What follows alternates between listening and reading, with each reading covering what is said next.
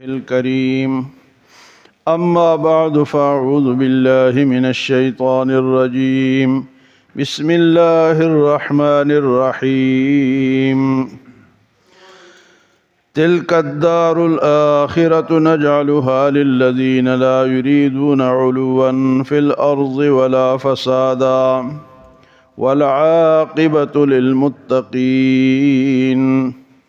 من جاء بالحسنة فله خير منها ومن جاء بالسيئة فلا يجزى الذين عملوا السيئات إلا ما كانوا يعملون إن الذي فرض عليك القرآن لرادك إلى معاد قل ربي أعلم من جاء بالهدى ومن هو في ضلال مبين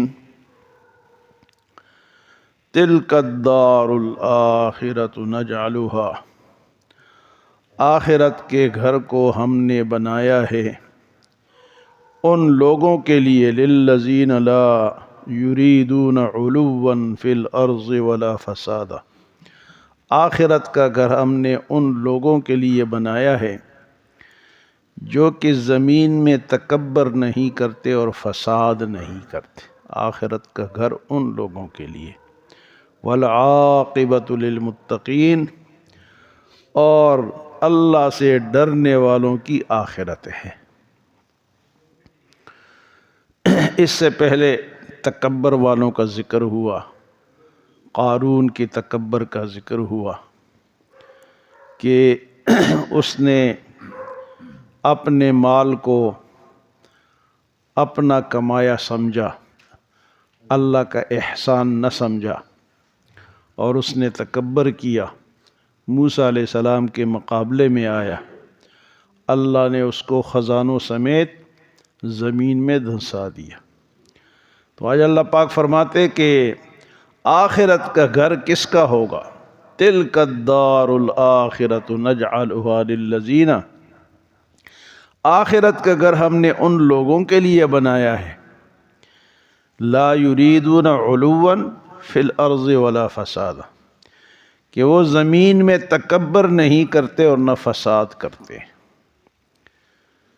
تو یہ دو چیزیں جو ہے یہ آخرت کے گھر میں رکاوٹ ہے، ایک تکبر اور دوسرا جناب فساد۔ تکبر ایک روحانی بیماری ہے، اندر کی بیماری ہے جو کہ نظر نہیں آتی لیکن یہ نکلتی نہیں ہے، اس کا نکالنا بڑا مشکل۔ جو آدمی تکبر کرتا ہے وہ پھر چھوڑتا نہیں ہے اس کو۔ آپ نے دیکھا ہوگا، سنا ہوگا، کئی لوگ بڑھاپے تک اپنی بڑائیاں بیان کرتے رہتے ہیں کہ یہ ہمارے خاندان میں یہ ہو گیا، میں نے یہ کر دیا، میں نے وہ کر دیا، میں نے فلاں کر دیا، بلکہ غریبوں کا اور کمزوروں کا مذاق بھی اڑاتے ہیں۔ یہ تکبر جو ہے نا جی، فرمایا کہ جس کے دل میں ذرے کے برابر بھی تکبر ہوگا وہ جنت میں نہیں جائے گا۔ اتنی بری بیماری ہے اور اتنی بڑی بیماری، تو یہ نکلے گی کیسے؟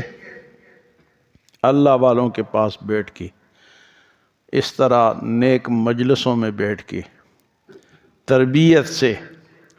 اگر کوئی کہے نا خود بخود نکل جائے گی تو خود بخود نہیں نکلتی، اس کے لیے تربیت کی ضرورت ہے۔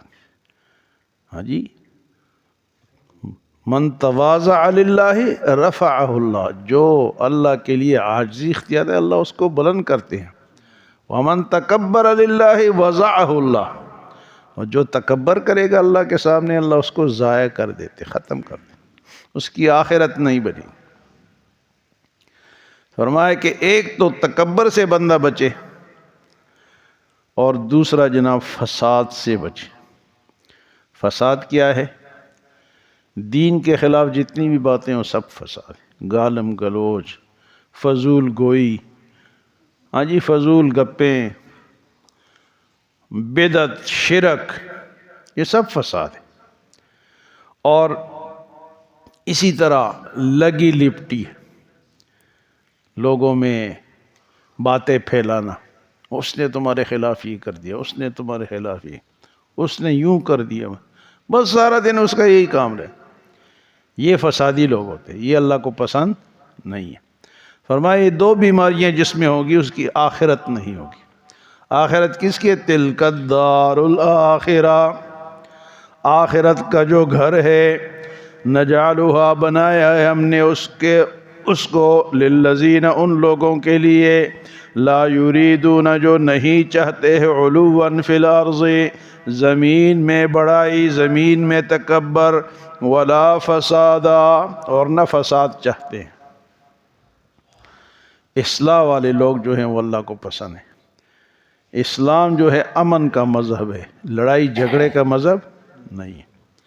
ہاں لڑائی جھگڑا تب ہے جب اسلام کے خلاف سارے جمع ہو جائے، پھر نکلو، پھر جہاد ہے۔ اور جہاد فساد کو ختم کرنے کے لیے، جہاد کسی زمین پہ قبضے کے لیے نہیں ہوتا۔ اللہ کہتے ہیں زمین میں امن ہونا چاہیے، فساد جو فساد کرتے ہیں ان کے خلاف جہاد ہے۔ اور جب تک جہاد ہوتا رہے گا فساد ختم ہوتا رہے گا، اور جب ہم نے جہاد چھوڑ دیا پھر جناب یہ فساد ابھرے گا۔ تلک الدار الآخرہ، آخرت کا گھر، نجعلها بنایا ہم نے للذین ان لوگوں کے لیے لا یریدون علوا فی الارض ولا فسادا جو زمین میں نہ تکبر کرتے ہیں اور نہ فساد کرتے ہیں، والعاقبۃ للمتقین اور آخرت تو اللہ سے ڈرنے والوں کے لیے۔ متقین یاد ہے، متقی کسے کہتے ہیں؟ اس جمعے میں نے بیان کیا تھا کہ متقی تسبیح پھیرنے والوں کو نہیں کہتے، یا نمازیں پڑھنے والوں کو متقی نہیں کہتے، یا اس نے زکوٰۃ دی خیر خیرات کر دیا یہ متقی ہے۔ متقی ہے کچھ کام چھوڑنے والوں کو کہتے ہیں، اور وہ کام کیا ہے؟ وہ گناہ ہے۔ جو گناہ چھوڑے گا وہ متقی ہوگا، یعنی کرنے کا کام نہیں ہے اس میں، چھوڑنے کا کام۔ تقویٰ کسے کہتے ہیں جی؟ کچھ کام چھوڑنے پڑیں گے، اور کام کیا ہے؟ گناہ۔ آپ متقی بن جاؤ گے۔ متقی بننا یہ ہے۔ لوگ کہتے ہیں کہ بڑی تسبیح پھیرتا ہے اور جناب بڑی نمازیں پڑھتا ہے، بڑا حاجی صاحب ہے، رومال ڈالا ہوا ہے، پگڑی باندھی ہوئی ہے، تسبیح پہ تسبیح پھیر رہے، گناہ پہ گناہ کر رہے، وہ متقی نہیں ہے۔ متقی کچھ کام چھوڑنے والے کو کہتے ہیں۔ والعاقبۃ للمتقین، اور آخرت کا گھر تو کس کا ہے جی؟ متقین کا ہے۔ اور متقی کسے کہتے ہیں؟ یہ آج سمجھ لیں۔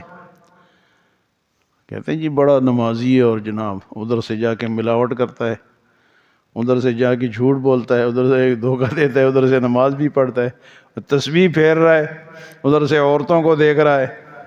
یہ کیا تسبیح ہوئی؟ یہ تسبیح نہیں ہے۔ تقویٰ اللہ ہم سب کو نصیب فرمائے۔ تقویٰ ایسا کہتے ہیں کہ گناہ کے کام کو چھوڑ دو بس تم متقی بن جاؤ گے، اگر تقویٰ چاہتے ہو۔ والعاقبۃ للمتقین۔ پھر اللہ رب العزت فرماتے ہیں من جاء بالحسنۃ فلہ خیر منہا، جو نیکی کرے گا اس کے لیے خیر ہے، نیکی میں خیر ہے۔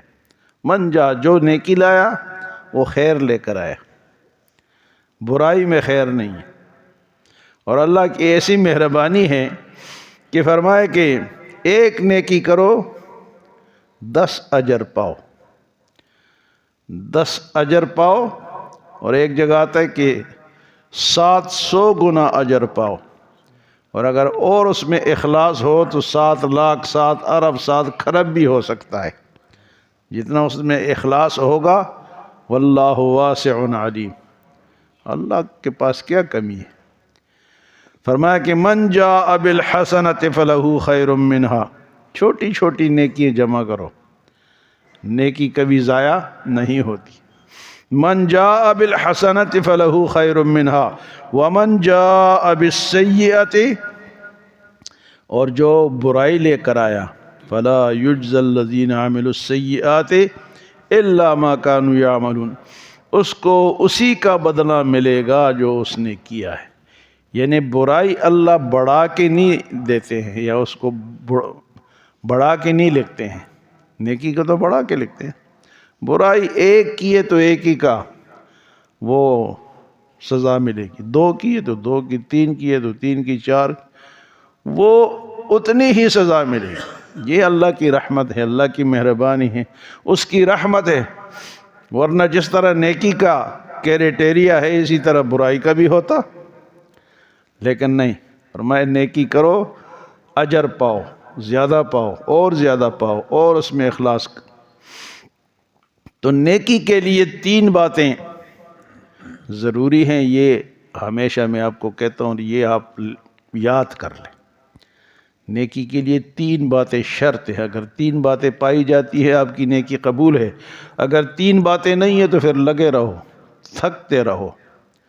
تھکن اللہ کو نہیں چاہیے. وہ 3 باتیں کیا ہے؟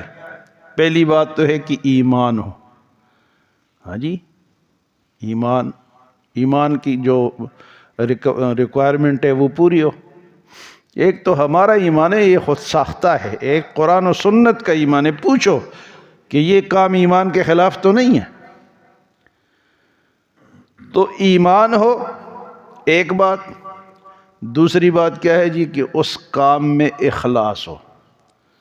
اخلاص کسے کہتے ہیں؟ کہ یہ کام میں اللہ کے لیے کرتا، یہ اخلاص ہے.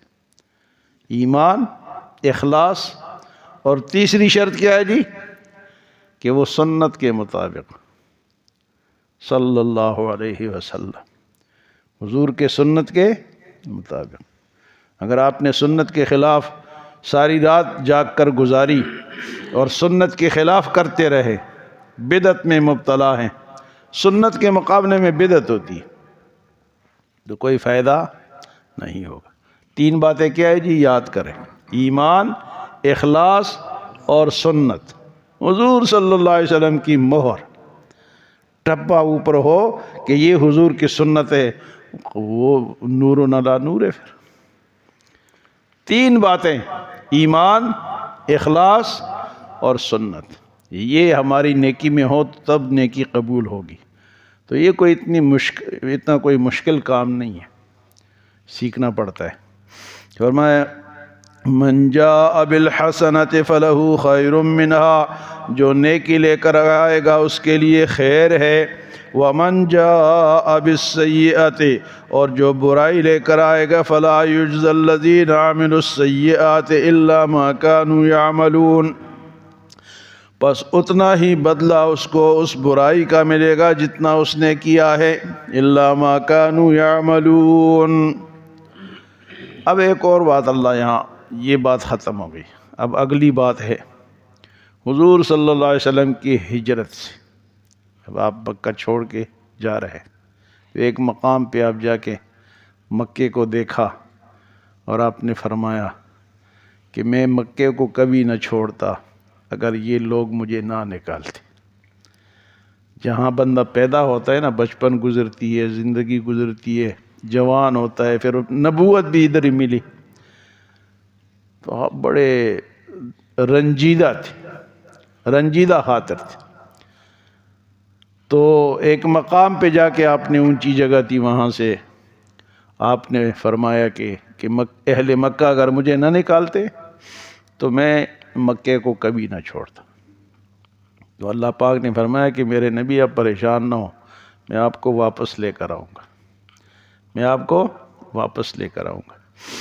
تو اللہ فرماتے ان الذی فرض علیک القرآن، بے شک اللہ تعالیٰ کی ذات وہ ہے جس نے آپ پر قرآن فرض کیا، یعنی قرآن نازل کیا.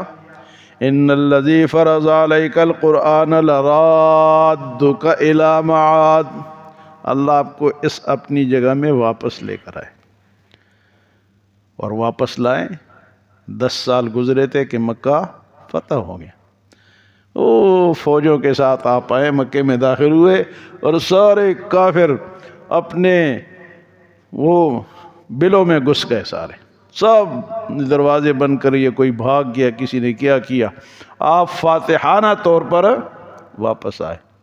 فرمایا کہ میرے نبی لرادک الی معاد، اور دوسری تفسیر اس کی یہ ہے کہ میں قیامت میں آپ کو ایک اونچی جگہ دوں گا جو کہ مقام محمود ہے.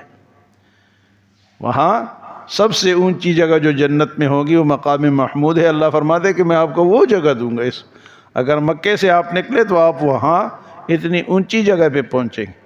مکہ بھی واپس آئے اور وہ مقام بھی انشاءاللہ ملے گا. اس لیے کہتے ہیں کہ جب اذان ہوتی ہے تو اس کے بعد یہ دعا ہے اللہم رب هذه الدعوة التامة والصلاة القائمة آت محمدا الوسیلة والفضیلة والدرجة الرفیعة وابعثه مقاما محمودا الذي وعدته وارزقنا شفاعته يوم القیامة انك لا تخلف الميعاد. جو یہ دعا پڑھے گا اور درود پڑھے گا تو یہ حضور کی شفاعت بھی ملے گی اور وہ جگہ حضور کے لیے ہم اللہ سے مانگتے ہیں. عَسَىٰ أَن يَبْعَثَكَ رَبُّكَ مَقَامًا مَحْمُودًا. قریب ہے کہ اللہ آپ کو مقام محمود عطا فرمائیں گے. إِنَّ الَّذِي فَرَضَ عَلَيْكَ الْقُرْآنَ لَرَادُّكَ إِلَىٰ مَعَادٍ. بے شک اللہ تعالیٰ کی ذات وہ ہے جس نے آپ پر قرآن نازل کیا. لَرَادُّكَ واپس لائے گا إِلَىٰ مَعَادٍ آپ کو اپنی جگہ پہ. قُلْ رَبِّي أَعْلَمُ مَنْ جَاءَ بِالْهُدَىٰ. آپ فرما دیں کہ جانتا ہے میرا رب کون ہدایت پر ہے. مَنْ جَاءَ بِالْهُدَىٰ وَمَنْ هُوَ فِي ضَلَالٍ مُّبِينٍ. اور کون گمراہ ہے میرا رب جانتا ہے. تو گمراہی اور ہدایت دین میں ہے، اسلام میں ہے، سیدھے راستے میں ہے. اچھے راستے میں ہدایت ہے اور برے راستوں میں گمراہی ہے. اللہ ہمیں عمل سمجھ کی توفیق عطا فرمائے.